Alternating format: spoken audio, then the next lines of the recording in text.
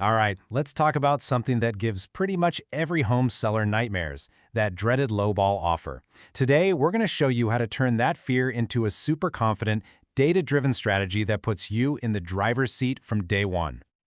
And yeah, it's true, right? You've poured your heart, your time, your money into this place, and then that first offer comes in and it just feels like a slap in the face. It's this universal fear. But what if I told you it wasn't just random bad luck? And that's the big secret we're diving into today. The offers you get are a direct reflection of the signals you're sending out to the market.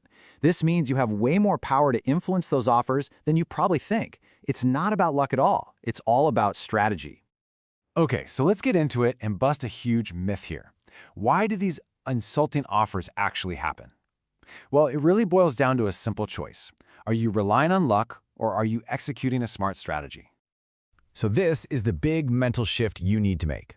The myth is that you just have to, cross your fingers and hope a serious buyer magically appears. But the reality, a lowball offer is almost always a symptom of a weak strategic position, and that weakness is usually in your pricing. You got to put yourself in the buyer's shoes for a second. They aren't thinking about your memories in the living room.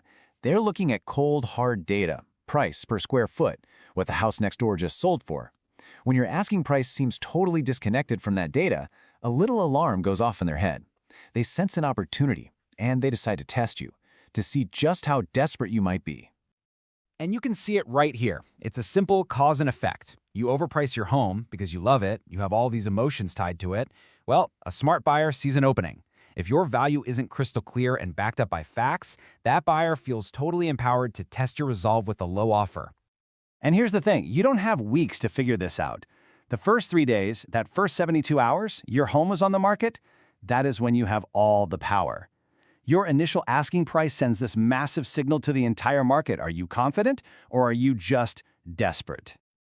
So how do you actually project that confidence? How do you take control?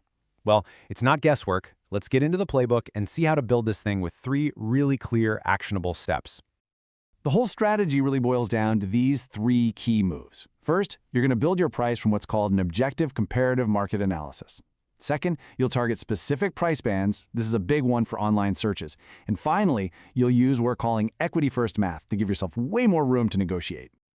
Let's break down step 1, an objective CMA. What the heck is that? Well, it's not about what your neighbor got for their place a year ago. It's based on current, right now, local sales data. And why is this so critical?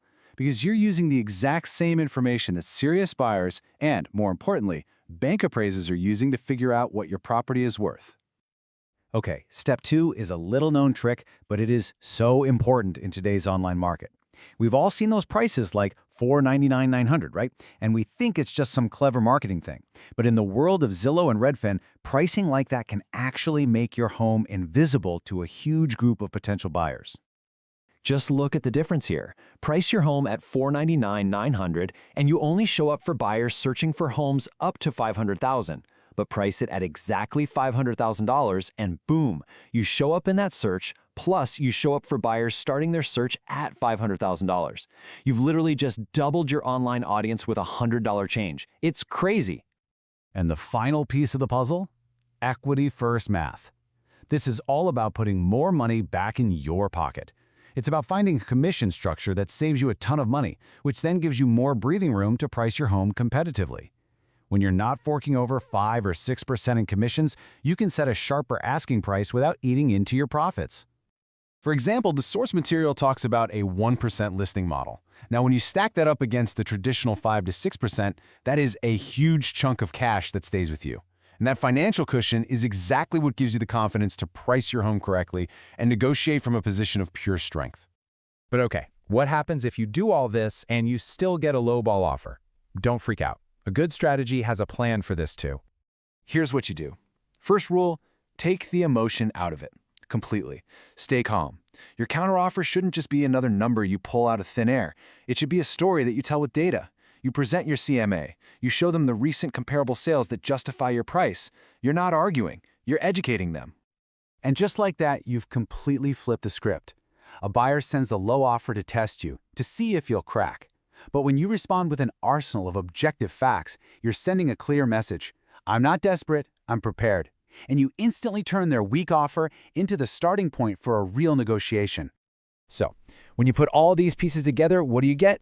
It's more than just a pricing tactic, it's a whole new mindset. It's about moving from a reactive place of fear to a proactive, powerful position of confidence. And this, right here, is the Holy Grail. This is what you're aiming for. When your home is priced correctly, backed up by solid data, and seen by the biggest possible audience, the whole dynamic changes. You're no longer negotiating down from your number. Instead, all the interested buyers are forced to compete with each other, driving the price up to where it should be. I mean, that quote just nails it, doesn't it? The fear of a low offer comes from being uncertain. But when your price is built on this foundation of hard data and smart strategy, all that uncertainty just vanishes, and it gets replaced by confidence. So I'll leave you with this one question to think about.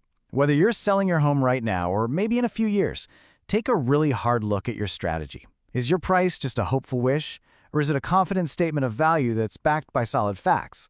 Because the answer to that question is going to determine the kind of offers you get.